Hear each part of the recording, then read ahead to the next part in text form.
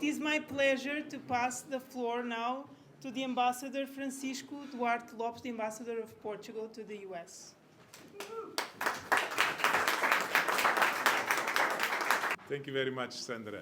Well, a very sincere welcome to all of you. It's a pleasure for us, for me and all the colleagues of the embassy, to host you here today at this very Portuguese house in Washington, D.C. This would not happen without the help of Mr. Katsir. Where is he? And all the team, and all your team. So, Mr. Katsir, Special Envoy, Rabbi, and everybody, it's really a true pleasure. Just some words in Portuguese. Aos meus colegas e amigos da Embaixada, bem-ajam. Senão, não teria sido possível também fazer sem vocês. Senhor Conselheiro das Comunidades Portuguesas, sempre um gosto tê-lo aqui. Well, you'll have to start learning Portuguese. I was just asking my team. I was just thanking my team, because without them it wouldn't be possible. Well, let me just. This is just to welcome you all, to tell you how happy we are that you could make it. You are an integral part of the Portuguese diaspora in the United States. We are very glad to see that there's more and more interest in the land of your forefathers, and this is it's happening all around the U.S. We have seen in the United States in the last 10, 15 years more and more interest in Portugal. There are more and more Americans visiting Portugal, more and more Americans interested in Portuguese culture, in learning Portuguese language. In the US, the numbers are growing, but also interested in the opportunities that today's Portugal offers for American companies, for American universities, for American centers of research, and for American citizens. And we have also seen more and more interest in Americans who want to live at least part of the year in Lisbon. So we could say roughly that there are 1.5 million Americans that trace their ancestry to Portugal, but now there's also a growing American community in Portugal, and we are very glad to see this. Otherwise, in general, our bilateral relations between Portugal and the US are excellent, and the numbers show this, both in trade, in investment, in both ways, tourism, as I said, and also, as I said already, in the numbers of people learning the Portuguese language.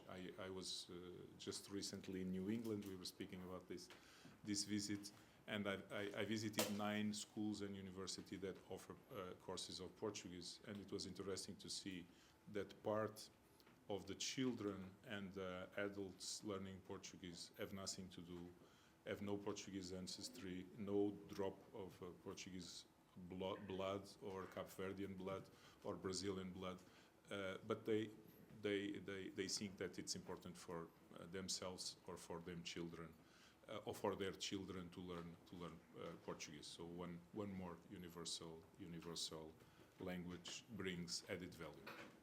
Let me, to conclude, just tell you one story about this piano. We are very, very happy that Nani, and thank you very much for coming, that you are not only with us today, but you are also giving us the opportunity to see this piano in action. And there's a story about this piano. So this is a piano with more than 100 years old, a very old Steinway, and very beautiful, I think. But it's a New Yorker. So most of you know where the Portuguese and Spanish synagogue is in New York, in Upper West Side, in this nice avenue, so Central Park West. very, very close to the synagogue that I visited when I was 4.5 years in New York before coming to Washington, and I visited the synagogue. Sometimes my wife visited more than I did, I have to say. She was a big fan. But very close to the synagogue, there's this famous Dakota building where John Lennon used to live, and many other big artistic figures. So this piano was several decades, many decades in the Dakota building, because we had the previous residence of the Portuguese in New York was in the Dakota building. And the piano came from the Dakota building only 10 years ago. And when we arrived in Washington 2 years ago, and when my wife knew that there was some boxes somewhere with parts of a piano, and she knew about the piano, where the piano was coming from, she immediately made sure that I would do, what was required for Lisbon to allow us to assemble the piano, to more or less tune the piano. I know it was not perfect, Nani.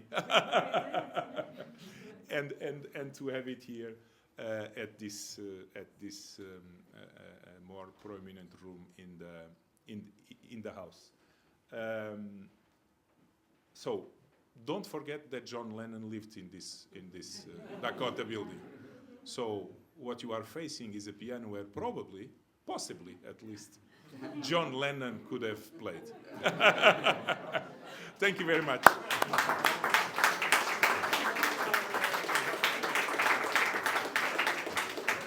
So now we are going to show you a very short video about Aristides Sousa Mendes, the Portuguese diplomat that saved thousands of lives in 1940 when he was consul in Bordeaux in France.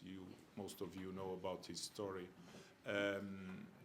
Not only because part of the people he saved were Jews wanting to come to Portugal, and some of them, or most of them, to come then to the US and to Canada. But there's a new museum that was inaugurated in Portugal recently, and Sandra will show you the film, the short film. It's 2 minutes only.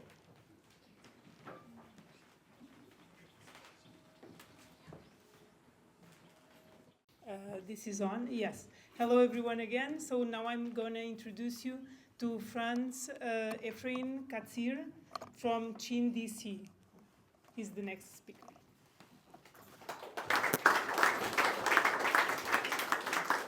Thank you.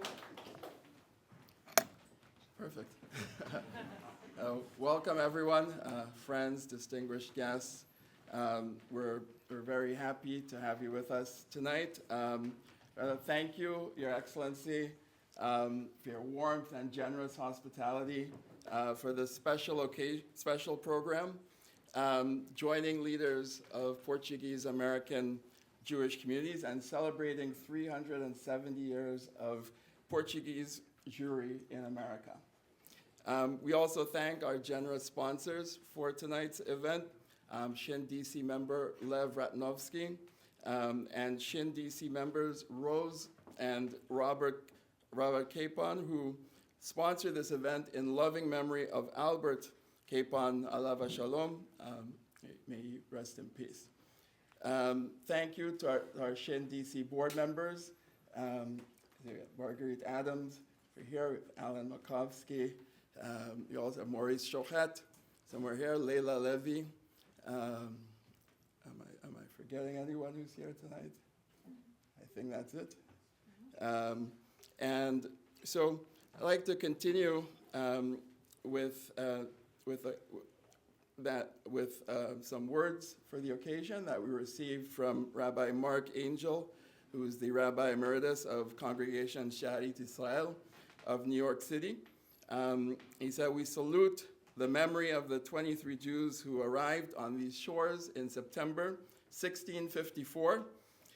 They and those who came afterward were the founders of Congregation Sharit Israel, an offshoot of the Portuguese Jewish congregation in Amsterdam. They not only established the Portuguese Sephardic custom in New Amsterdam, or New York as we know it today, but set the foundations of Jewish life in North America, one of the greatest Jewish diasporas in Jewish history. And we also, Rabbi Albert Gabay, who's the Rabbi Emeritus of Congregation Mikveh Israel in Philadelphia, also sent us some remarks for the occasion. Said, our congregation was formed in 1740 from immigrants who traced their ancestry to Portugal, and we are very pleased to be associated with Portugal at present. Recently, we established a bond between our congregation and the Azores, and we were honored to participate in the revival of the synagogue in Ponta Delgada with the mayor and the community. We intend to continue this bond for many happy years to come. We wish His Excellency the Ambassador and his staff many years of happiness and friendship. And so I think that about sums up why we're here tonight. And we'll now continue with our program. We now welcome our esteemed colleague and friend, U.S. Department of State Special Envoy for Holocaust Issues, Ellen Germain, to share some remarks for the occasion.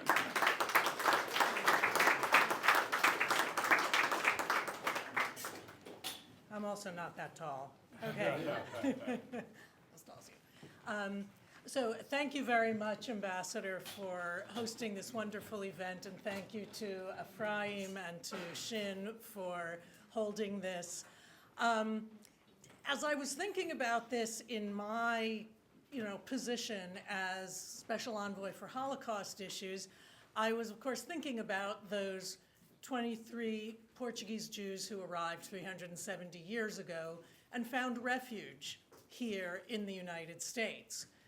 And it made me think about all of those Jews who tried, 80, 85 years ago to look for refuge, trying to flee from Nazi Europe, and who sadly often did not find refuge here in the United States. Because as the Nazis, took over Europe and persecuted, deported, murdered Jews, the United States made it harder and harder for Jews to find refuge and to enter the United States. Portugal also passed laws that made it difficult for Jews to remain there or find refuge there, but there were those few, like Aristides de Sousa Mendes, who made that brave decision to, as we just heard, show that one person can make a difference. And there were a few brave people on the US side who did the same, but they were the few and they were the rare ones. And I know I was reading about de Sousa Mendes before tonight's event just to remind myself, and he died in poverty, and yet he never regretted what he had done, because he said he thought about the essential humanity of people, of the Jews he was helping and the others. And so despite being removed from his position and sent back to Lisbon, he never had any regrets. So I remind myself of that often and hope that I and we all would at least try to rise to the occasion as he did and do the right thing. I have to say, I'm also very happy to be here tonight because I have my own Portuguese connection that, with regard to World War II. My grandmother's uncle from Poland actually escaped from Poland in the late 1930s and found refuge in Lisbon. And again, as Europe closed down and things got dark, he was trying to get visas to the United States for himself and his 3 children. And finally, after many difficulties in 1942, 1943, community in Portugal, and we are very glad to see this. Otherwise, in general, our bilateral relations between Portugal and the US are excellent, and the numbers show this, both in trade, in investment in those ways, tourism, as I said, and also, as I said. So this piano was several decades, many decades in the Dakota building, because we had... And Ferdinand gave in to the pressure of his in-laws to be and decreed that by October of the following year all were prevented from leaving and were forcibly converted to Christianity. From that moment on, these so-called new Jews, new Christians, that's where the term comes from, were supposed to be good Christians, but at the same time, of course, and was spoken by many Jews who were expelled from the Iberian Peninsula in the 15th century. And here we have Nani Vazana. Thank you.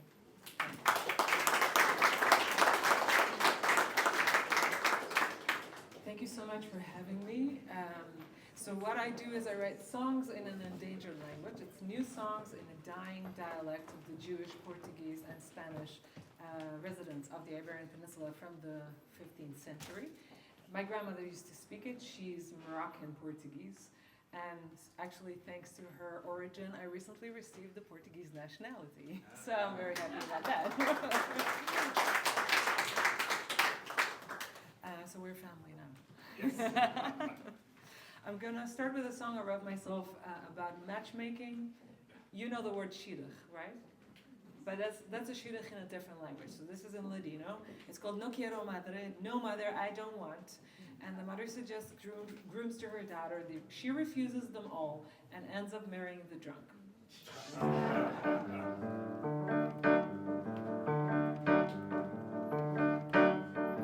Hija mía, te voy a ver es buenos. Dar al alto, gente de Perú. Dar al alto. No quiero madre, no quiero que eres alto.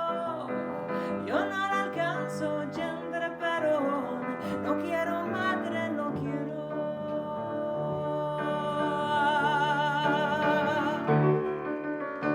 Hija mía, te voy dar a ti mi oso.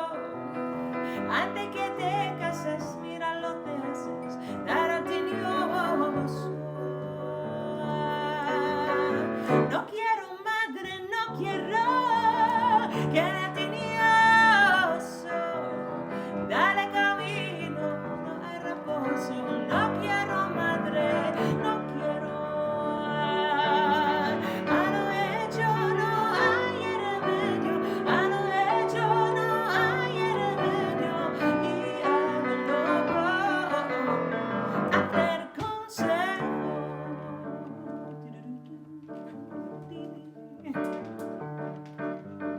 Hija mía, te voy dar al chico.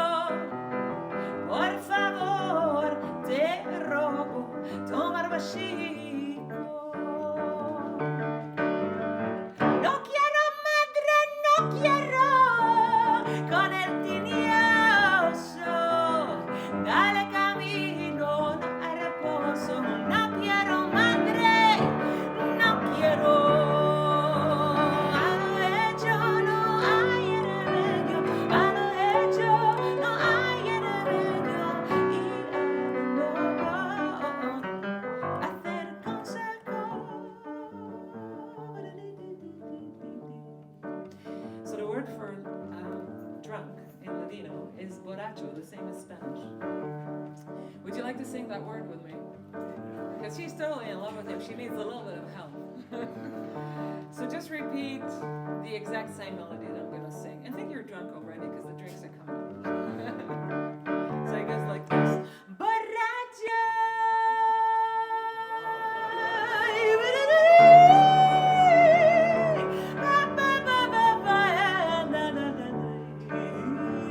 Hija mía, te voy dar al borracho. No entiendo las bagajadas, dar al borracho.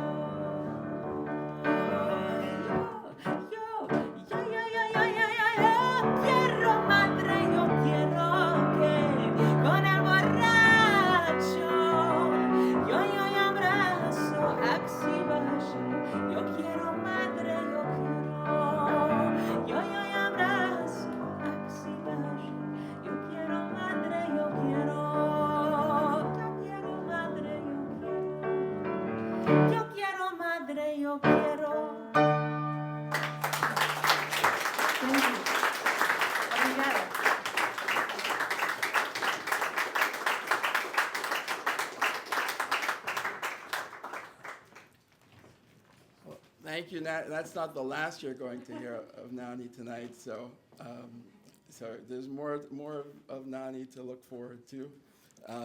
We're going to continue a program with Rabbi Shimon den Hollander. Rabbi den Hollander lived in the Netherlands until he moved to New York City in 2000. Holds an MA in Arabic and Islamic Studies from the Rijksuniversiteit of Leiden. He has rabbinic ordination from Yeshiva University. Rabbi den Hollander teaches medieval Jewish literature at Hunter College. A member of the Spanish and Portuguese Jewish community, he also teaches classic Jewish philosophy at Congregation Sharit Israel in New York City. Rabbi den Hollander also works on educating Arabic speakers on Judaism and is active as the spiritual leader of several Jewish communities in Africa, East Asia, and South America. Rabbi den Hollander.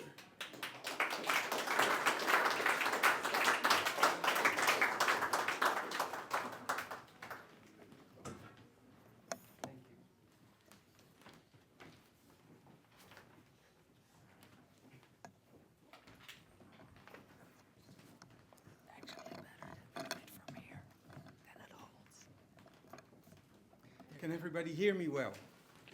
Yes? Okay. If you cannot hear me, raise your hand, but you wouldn't know to raise your hand because you wouldn't hear me.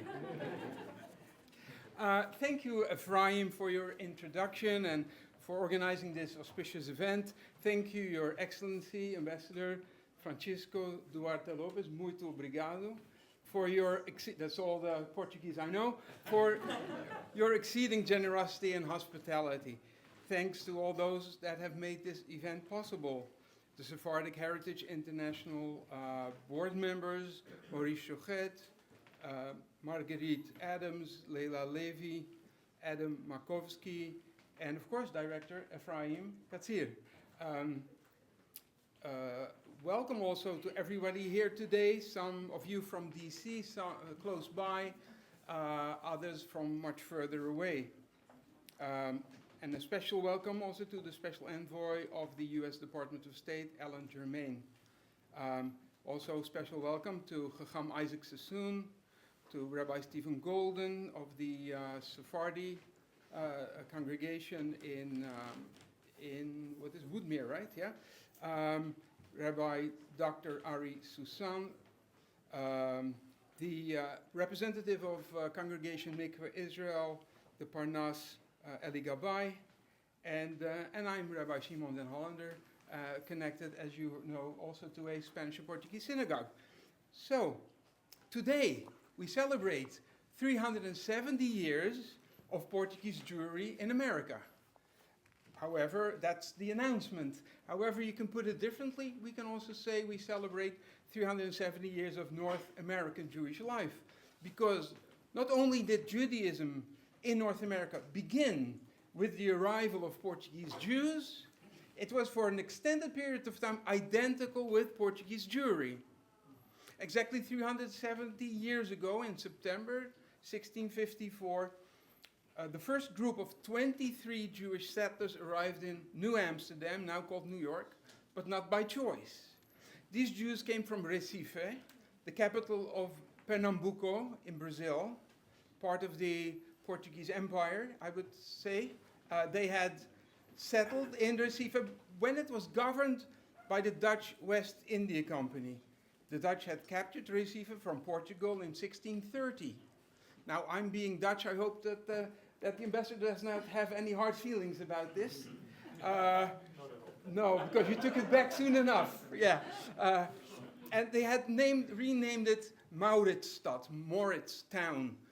Maurits, then being the stateholder, it's kind of a president, but hereditary president of Holland, and had made it the capital of what they called New Holland, which was Dutch Brazil.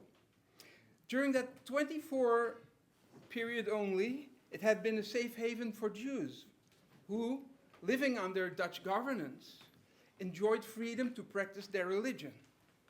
The Netherlands, and by extension the territories governed by the East and West India Companies, were at the time an important exception to the rule in respect to freedom of religion. After Portugal reconquered Pernambuco, the Jews had no longer a future in Brazil and fled to safety elsewhere. By the way, the Portuguese victors only allowed Jews to leave, they did allow them to leave, who had returned to Judaism under the Dutch. Who had come there during the Dutch period. But new Christians, and I'll explain what that is, meaning people with Jewish heritage who had forcibly were converted to Christianity, those new Christians who were before the Dutch were not allowed to leave and were cast back under the scourge of the Inquisition. More about the Inquisition later. So let us briefly go back in history and see how these Jews had ended up in Recife in the first place. Back in 1492, the Spanish royals, Ferdinand of Aragon and Isabella of Castile, had issued an edict of expulsion, thereby forcing the Jews under their reign to choose between converting to Christianity or leaving the country. An extremely hard imposition, especially for those of moderate means who had no place to go and no capital to start a new life elsewhere. In addition, over the centuries, the Jews of Spain, and Portugal as well, had become very much identified with the Iberian history and culture and language. It is therefore no wonder that instead of moving overseas to Italy, to North Africa, to territories inside the Ottoman Empire, places where many of these Jews went to, or even north to southern France, many Spanish Jews chose to resettle in Portugal instead, which was not only closer in terms of location, but also culturally and linguistically. Portugal would not remain a safe haven for long.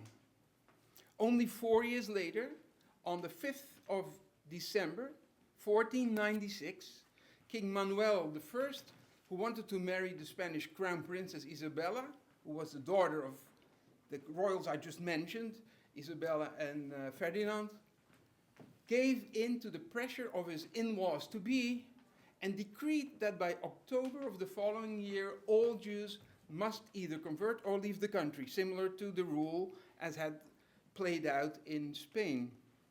However, before the October deadline, he changed the edict of expulsion into an edict of forced conversion, which means, in other words, the Jews of Portugal were prevented from leaving and were forcibly converted to Christianity. From that moment on, these so-called new Jews, new Christians, that's where the term comes from, were supposed to be good Christians, but at the same time, of course, they were suspected of not being very sincere in their new Christian faith. I wonder why. To make things worse, in 1536, the Portuguese Inquisition was established. That meant that at any given time, Jews or ex-Jews, new Christians, could be arrested and imprisoned because of alleged Judaizing. Judaizing means harboring Jewish beliefs or practicing Jewish traditions. People accused of this were routinely tortured until they confessed. It's commonly held that certain groups or families secretly indeed did continue to practice certain Jewish traditions, but there's great contention if this is historically true, and if so, to what degree.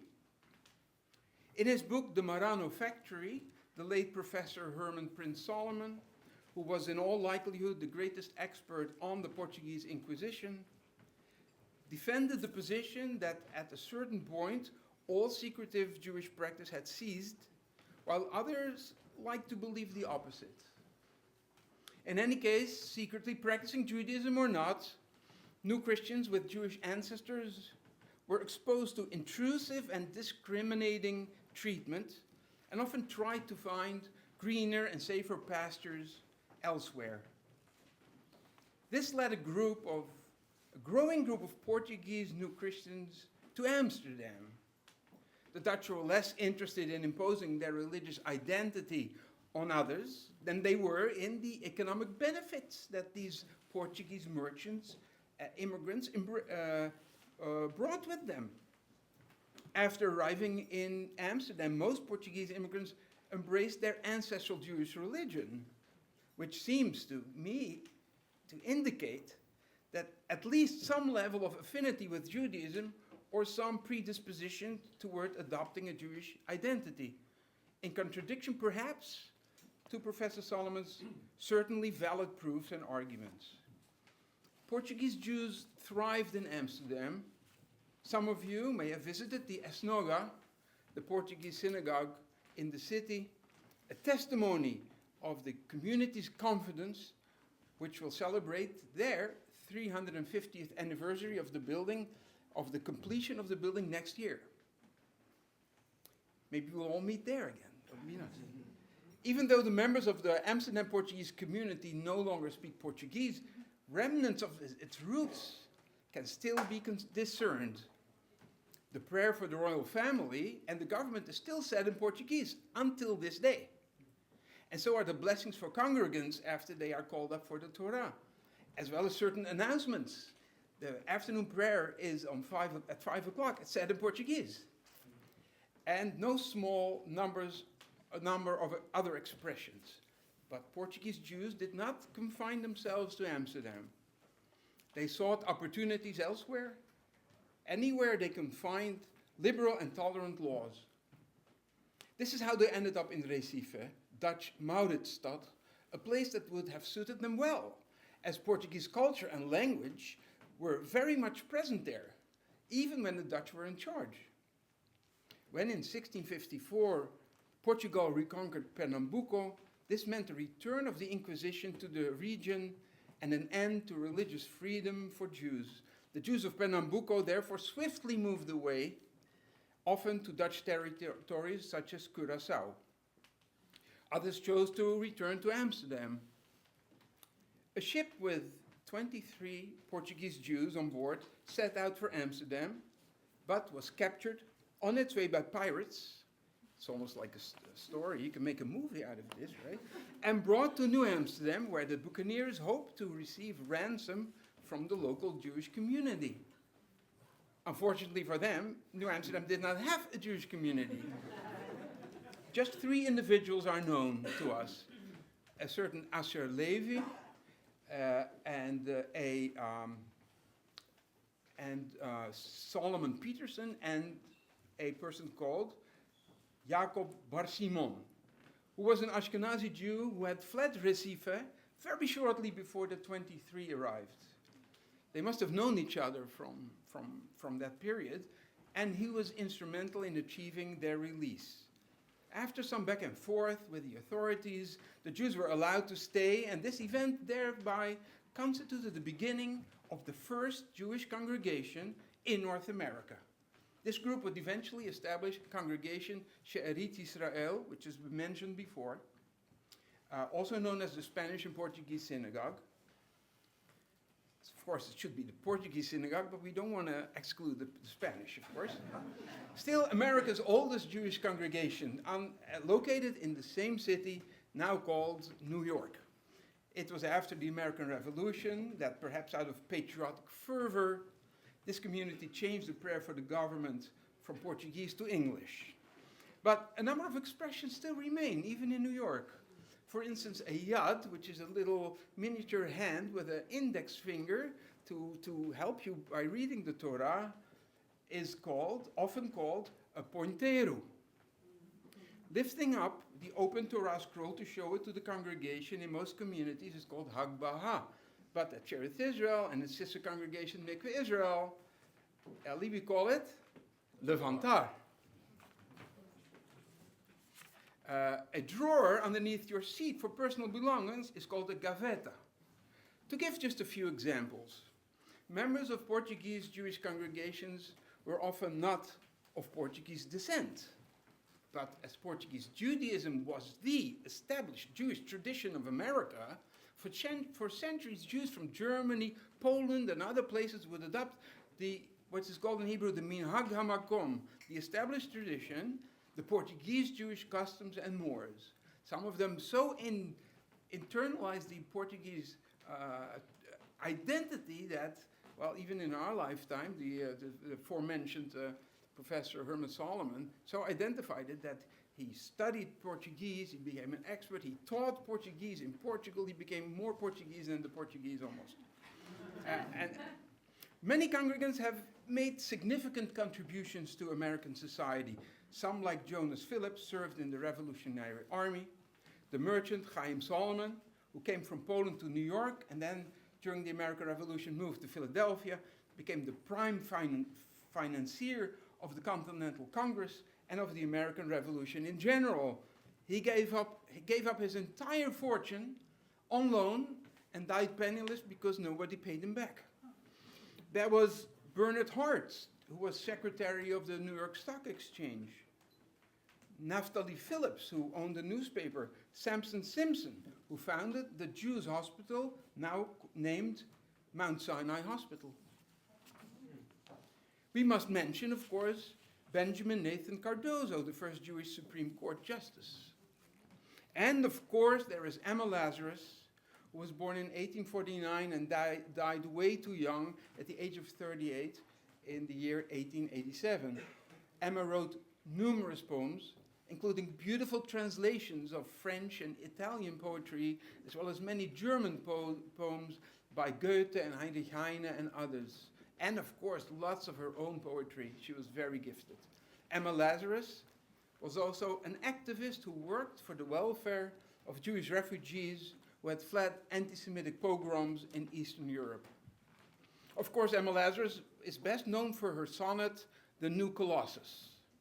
And there is art outside inspired by the words of the New Colossus. A section of which appears on a bronze plaque was placed there in 1903 on the pedestal of the Statue of Liberty. The sonnet was written by Lazarus in 1883 and was directly inspired by her being moved by the fate of the Jews of Eastern Europe. Not like the brazen giant of Greek fame, with conquering limbs astride from land to land, here at our sea-washed sunset gates shall stand a mighty woman with a torch whose flame is the imprisoned lightning, and her name, Mother of Exiles, from her beacon hand. Glows worldwide welcome, her mild eyes command. The air-bridged harbor that twin cities frame. Keep ancient lands your storied pomp, cries she, with silent lips. Give me your tired, you poor, your huddled masses yearning to breathe free. The wretched refuse of your teeming shore. Send these, the homeless, tempest-tossed to me. I lift my lamp beside the golden door. This brings us back to the topic of anti-Jewish oppression, expulsions, refugees, and the search for safety and refuge. I think it's highly significant that Emma Lazarus, who was, mind you, a direct descendant of some of the Jews who fled from Recife and arrived exactly 370 years ago as captives in New Amsterdam, that she would extend a compassionate and helping hand to Jewish refugees herself. And that her words, which I think can be called prophetic, not in the definition of predicting the future, but in the sense of what the prophet's supposed to do. Being a reminder of proper human behavior, strive for justice and compassion. That these words are engraved in what is still perhaps the best known symbol of liberty, safety, and opportunity. Jews from Portugal have gone a long way, and their journey from persecution is meaningful and inspiring, and may therefore not be forgotten. And thus we are here today. Today also, the New York City Council voted, and I assume approved, to make Landing Day, the day of the arrival of the Jews, into an annual event on the city calendar. For an oppressed nation, the Portuguese Jews called themselves the Nação, can rise to greatness if guided by hopes and dreams, by ideals and proper values and ethos. All these things are necessary. Needless to say, it's not only true for Jews, but any community that is determined and directed in the right way. At the conclusion of my speech, I would like to offer the ambassador a small gift. And it's deserved, because Portugal is not the same Portugal anymore. Holland is not the same Holland. Amsterdam is New York. Nothing is the same, but Portugal came around and is now welcoming their, and actually considering the descendants of the Portuguese Jews as part of the Portuguese diaspora. I heard your words correctly, right? So it is a very, very different situation. I have here as a gift a copy of a book of the late Professor Herman Solomon, who I mentioned a few times. It was recently posthumously published after it was completed by João Félix Almeida. It throws a light on a period, a stage in this, let me go here, this may be better, in this long history that I just tried to sketch in a condensed way, namely that of the Portuguese Inquisition and the fate of the new Christians. Os gravames dos cristãos novos, do I pronounce that correctly? Yes. Good. Is a work containing, firstly, a petition that the group of new Christians submitted with a list of 16 grievances about their treatment by the Inquisition. And secondly, a reply to each of these grievances by the Inquisitor General, Antonio Ribeiro de Abreu, commonly known as Falsificado do Padre Vieira. Convencida. Falsification of Father Vieira Convencida. This falsification, is one of 4 writings by the hand of this inquisitor. This book offers, I think, insight into a world that, may we all hope and pray, should forever and ever belong to the past. Thank you very much.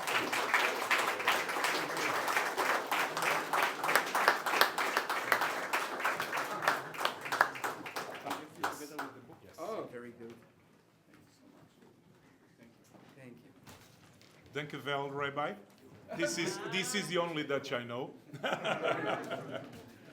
But I'll give you the floor again, Sandra.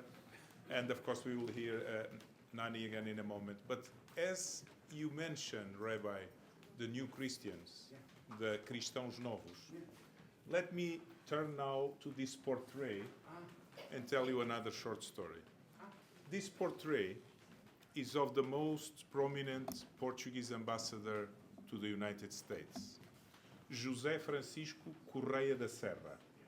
He was ambassador of Portugal to the US between 1816 and 1820, one of the best friends of Thomas Jefferson, the 3rd president of the US, who by then was no longer the president, but he visited him very often in Monticello. There's one of the guest rooms is named after him. He was a new Christian. So he was coming from a Jewish family that was forced to convert to Christianity. He even became a priest. Then he had his questions, but he even had a son. He had a very rich life. Spiritual and physically. Yes, but he lived in Naples, in Paris, in London, and then in Philadelphia, and then he was ambassador of Portugal. And there's another connection with Brazil, because by then the Portuguese king, who named him ambassador of the United Kingdom of Portugal and Brazil, the Portuguese king was based in Rio de Janeiro, in Brazil. So he was also a new Christian. He belonged to a Jewish family, and that's why actually, because they were fleeing from the Inquisition, that his father was a doctor. His parents fled Portugal to Naples when he was a young boy. I'm sorry, Nani. Just another short story.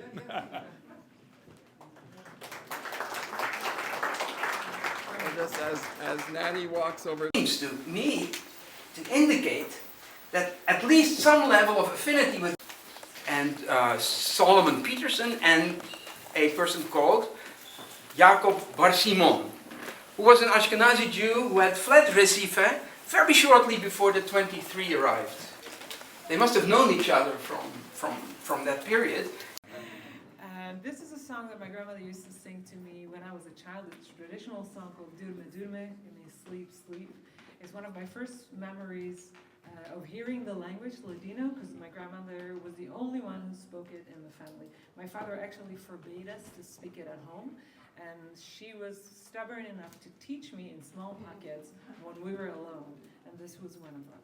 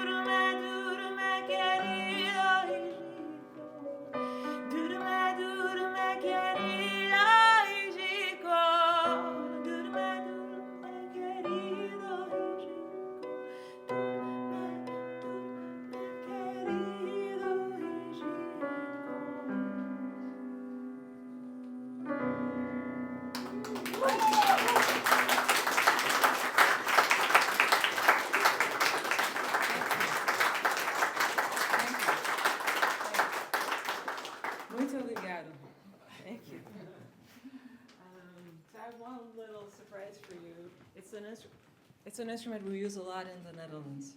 The schuiftrompet. Can you guess what it is?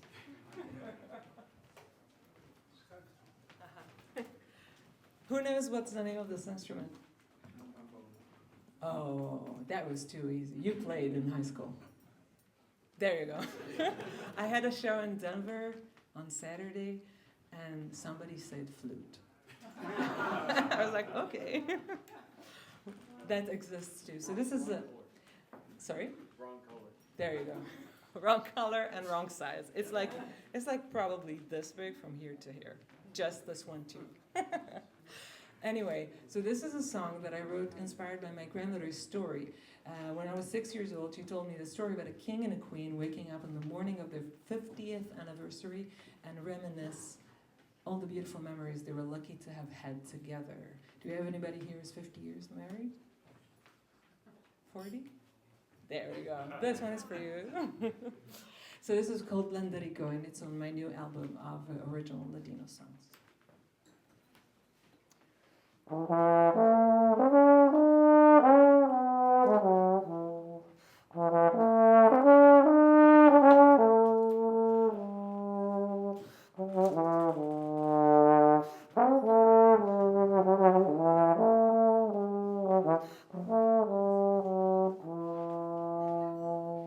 Levantóse re a casa un lunes por la mañana y fuera a ver la arena, a ver cómo alboreaba.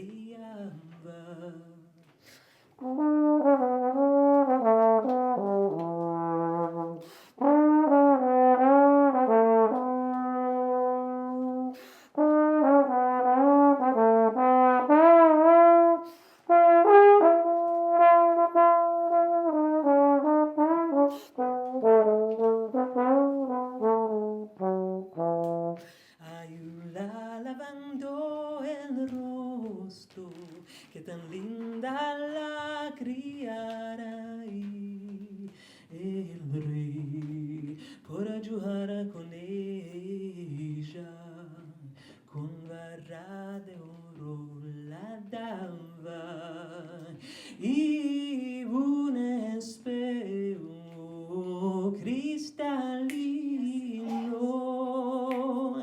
mirando su linda cara.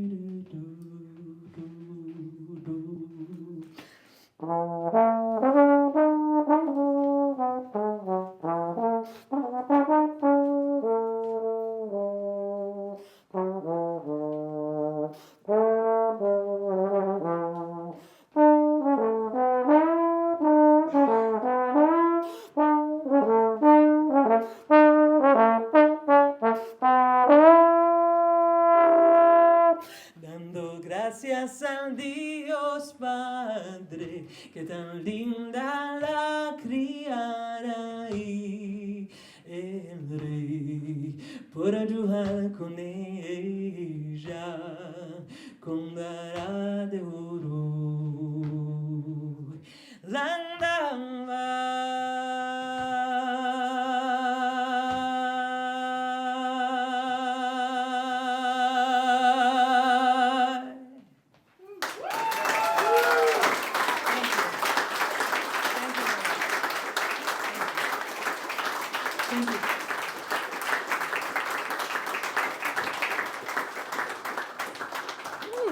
Thank you, Nanny. And I think there's still more. So we now turn to Dr. Isaac S.D. Sassoon, rabbi and educator. He studied under his father, Rabbi Solomon Sassoon, Hacham Yosef During, and he also studied at Gateshead Yeshiva, received the smicha, received smicha from the chief rabbinate of Israel. He holds a PhD in literature from the University of Lisbon, another Lisbon connection. He's author of Status of Women in Jewish Tradition, a commentary on Chumash, an adventure in Torah, a fresh look through a traditional lens, and more recently the co-editor with Rabbi Stephen Golden of the Sidur Alas Libi. Hacham Sassoon, the floor is yours.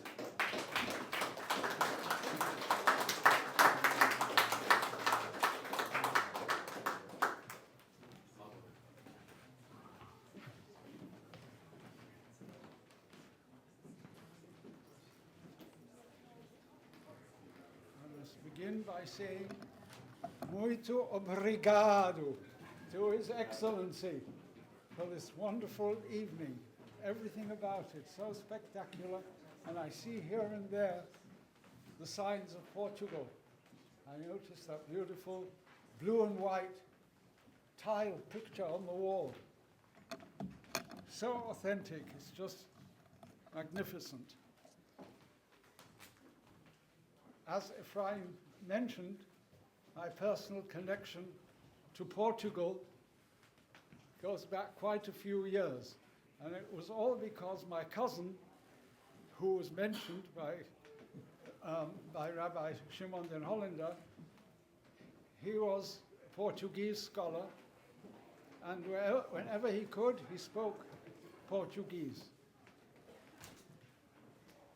And he was so imbued with Portuguese history, culture, not to mention the language, always quoting the Louisiades of Camões, and through him I met great Portuguese poets.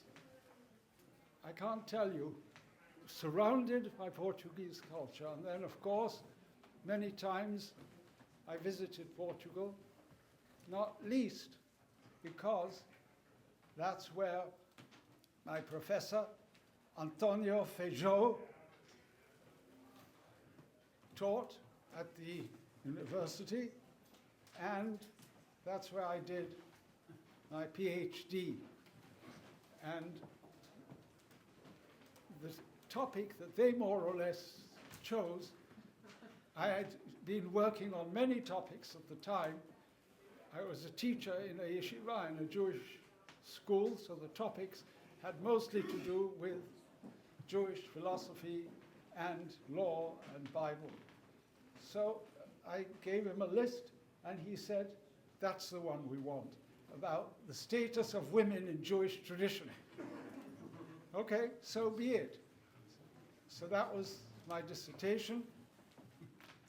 I went there a few times in connection with that, and many other times, and have such fond memories of the synagogue, Sha'arei Tikva. It's a beautiful name. The gates of hope. Hope, that's what we need today when the world is in so much turmoil. Every time I went there and saw that name, Sha'arei Tikva, I said, what a beautiful word to put there, because Jews had had tough times also in the Iberian Peninsula. But under the great Pombal, whose statue I passed every day when I was in Portugal, one of the grandest statues in the whole city, right? Pombal changed all this. He said, when I go to certain countries who are backward, they're always talking about the devil. We don't need that. Why do we have to always talk about the devil and live in fear of demons?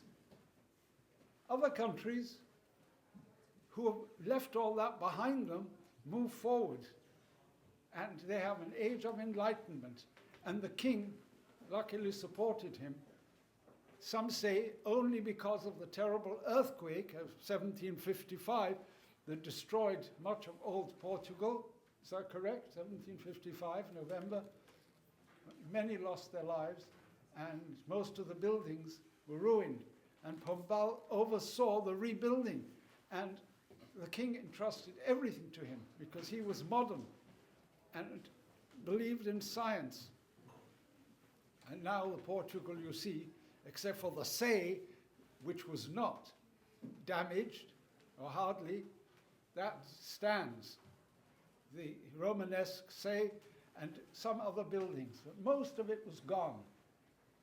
So this is why I'm here tonight, because I have this connection to my cousin, Herman, who would have loved to be here.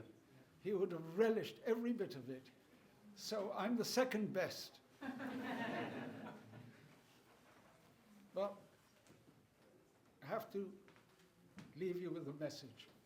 I think that Sephardic culture has something special about it. And that's why it's so wonderful that you're all putting an effort into preserving it. It is so worth preserving. Now, I don't believe in tribalism one iota. It's finished. That's of the past, tribalism. But that doesn't mean that there aren't things which are very unique and worth sticking with. Not because our ancestors came from this or that country. Anybody can participate. Anybody can be a Sephardi. It's not about birth. When I went to the Snoch in Amsterdam the first time in 1963, I was asked, "Are you Sephardic?" I said, "It depends how you define it. If you define it narrowly, my ancestors did not come from Spain or Portugal. They came from the East. So I don't know, you want to call me Oriental?"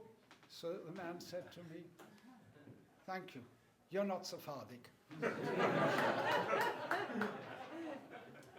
All right, that's all right. But the Sephardic heritage, what was so special about it? The Jews of Spain and Portugal, broadly speaking, when they had religious questions, they turned to the rabbis of Mesopotamia. Today would be roughly Iraq, that part of the world, the Gaonim, like Sherira Gaon, Hai Gaon, and Shmuel Gaon, these Shmuel ben Hafni Gaon, and they believed that faith and reason are not enemies, they're allies. So they were rationalists, through and through. And that tradition is so precious and so important. And it's there in the literature of Sephardim, wherever you go. Some say, well, didn't they propagate the Kabbalah later? That was much later. That was not the old Sephardic tradition. And even then, the old Sephardic tradition, as Rabbi Faur has written about so extensively, stayed and remained. And another thing that remained, believe it or not, is that love of Portugal and of things Portuguese. And they still use the language. It's everywhere. And that is really wonderful. Even the Jews who went to Syria, they still have Portuguese words and Spanish words. So this is a great symbiosis, but it's not just something where we look back and talk about our history, which is wonderful. And historians like Rabbi Den Hollander and others can educate us in the history, but it's about the future.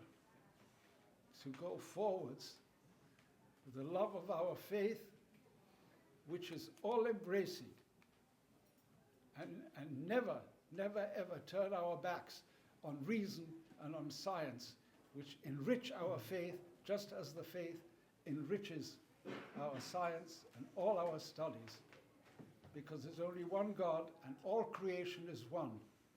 And as we approach Rosh Hashanah, our mind goes back to the creation of the world and its unity. Divisions are so stupid. Zero sum. It's us or them. No, it isn't. It isn't us or them. It's us and them. May God guide us to find the path to that inclusiveness. And thanks to you all. Amen.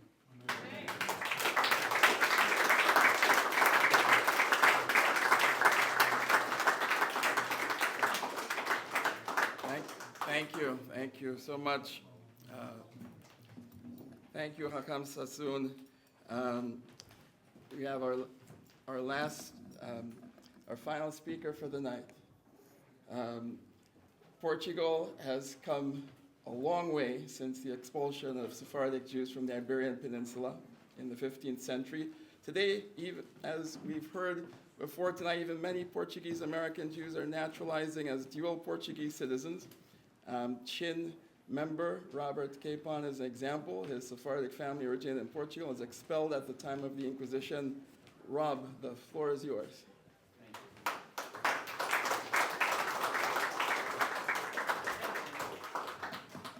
Thank you very much. Yeah. Hi. The tallest so far. Boa noite. And my remarks will be very brief. Nadia is a very difficult act to follow, so I'll just say a few words. As Ephraim mentioned, I'm a Sephardic Jew. My grandparents came from Salonika, Turkey, modern-day Thessaloniki, Greece, where my family lived for 400 years. My grandfather, Daniel, he would say, came to America in 1909. His wife, my grandmother Sophie, came in 1921 after the Salonika fire of 1917. And my dad was born in New York in 1928. My dad's first language was the Iberian dialect Ladino. He didn't learn English until he went to public school when he was 6. So he lived in Brooklyn with his first cousins, and that's what they spoke. One of his first cousins lives today, and she speaks Ladino. Our family lore from my grandfather Daniel and my great-uncle Tia Shlomo was that our family was not only Sephardic, but that we came from Portugal. Years later, in recent years, I developed an interest in our family history and genealogy, and I became one of the family historians. And in the process, I learned that family lore very often has a basis in fact.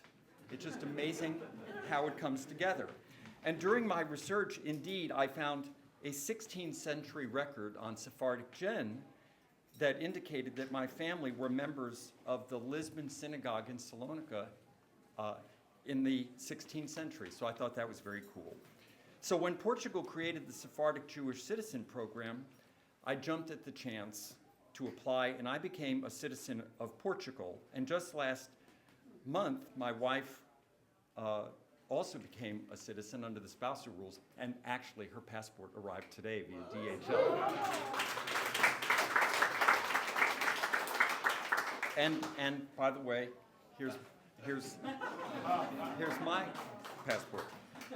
As I have gotten, and we've traveled extensively in Portugal, and as I've gotten to know Portugal, it's not surprising to me that Portugal would have created this program. For Portugal is incredibly warm, welcoming, and multicultural in its national character. If you travel there, you cannot help but see how warm and friendly and welcoming the Portuguese people are. And this is evidenced by Portugal's position atop the Global Peace Index of the most peaceful countries in the world today, something that I think Portugal is very proud of. So tonight, I just wanted to say how very proud I am to be a dual US-Portugal citizen, and to say thank you very much to the government and the people of Portugal for giving me this opportunity and this incredible honor. I have a feeling that my grandparents and my tia Shlomo would have been very happy about it. So, obrigado. And I didn't plan this, but I noticed that some of you might notice I have a Portugal American flag, but it occurs to me that with all of your public engagements, this might come in more handy for your ambassador. I have another one at home.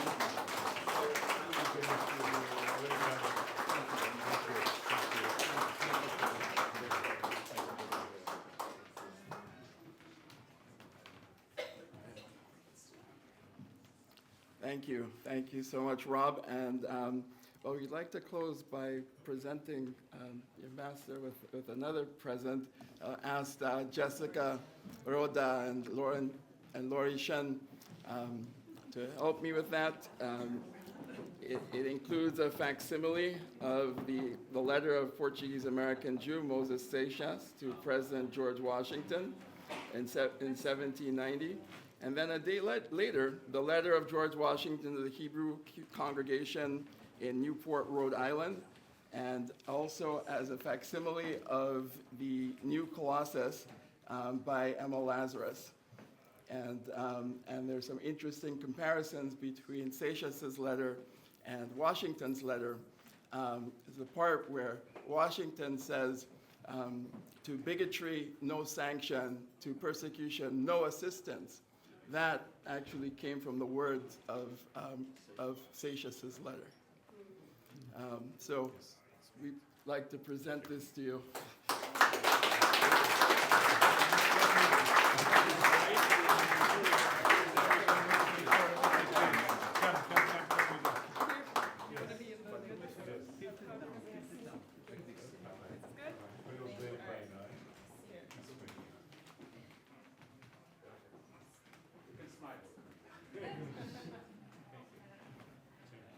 Thank you very, very much.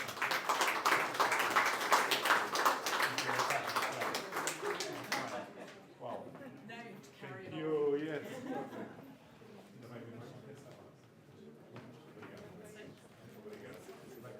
All right, so we have more nani, and also there's food, a lot of great food, Don't say and food yet. Just first do the performance and then and food. So, Doesn't work that way.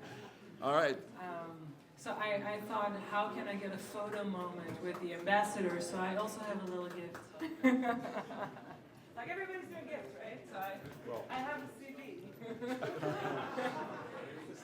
So this is the album of original Ladina songs that I wrote myself and composed. So I think for your first language, I think that really fits. Thank you. Thank you very much. Thank you. So we do have together Thank you. without the microphone. Thank you very much, Nani. And I mean, your voice is wonderful. You gave new life to this piano. Thank you. We are very thankful. Although I notice that, because of course Ladino has a bit of Portuguese, a bit of Spanish, and I understand parts of the songs. And the first song about this bride who didn't want the candidates to be, grooms to be from her mother, the first one, the first candidate, she didn't want because he was too tall. He knows. Yes, I noticed The tall that. one, the rich one, and the jealous one. Yes. Thank you so much. Can we do a photo together? Oh, yes. Yes, next to the piano.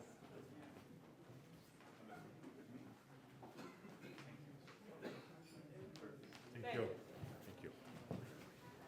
All right, so I'm gonna send you off with a little bit of energy. Are you guys good for that? Yes. This is a song about retirement. And my favorite line from the song is Con los años viene el sigel, which means with the years, wisdom comes. So I put it on a baby onesie, just to be sure. And it goes like this. Do, do, do, do, do, do, do, do. Do, do, do, do, do, do. Do, do, do, do, do, do, do.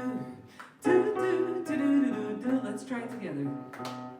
Do, do, do, do, do, do, do. Come on. Do, do, do, do, do, do, do. Do, do, do, do, do, do. Nice. Do, do, do, do, do, do. Do, do, do, do, do, do. Do, do, do, do, do, do. Do, do, do, do, do, do.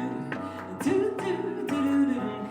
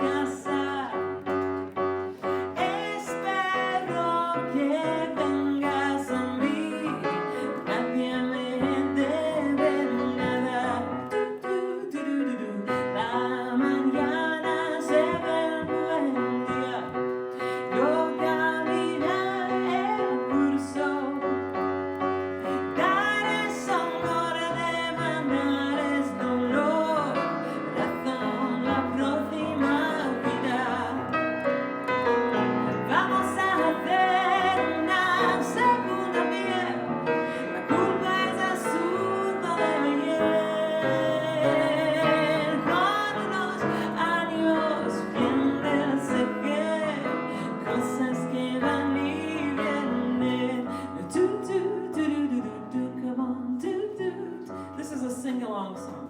Yes? And we're not during COVID anymore, we're allowed to move. Yeah.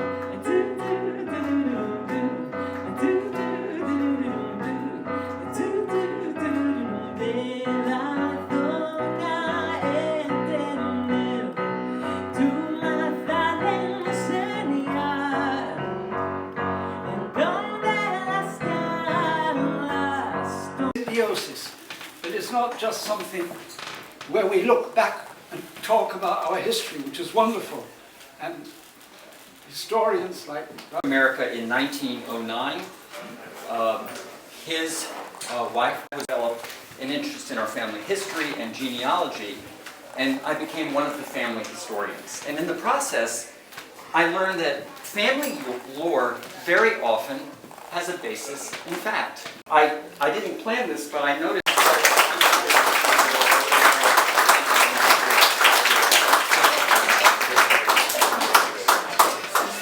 in 1790, and then a day later, the letter of George Washington to the Hebrew congregation in Newport, Rhode Island, and also as a Colossus by Emma Lazarus.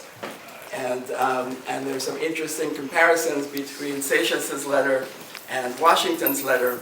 There's a part where Washington says, to bigotry, no sanction, to persecution, no assistance. Nice. That actually came from the words of Seixas. So we'd like to present this to you.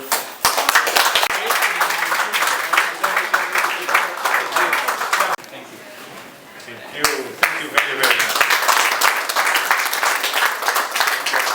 La mañana se ve buen día. Yo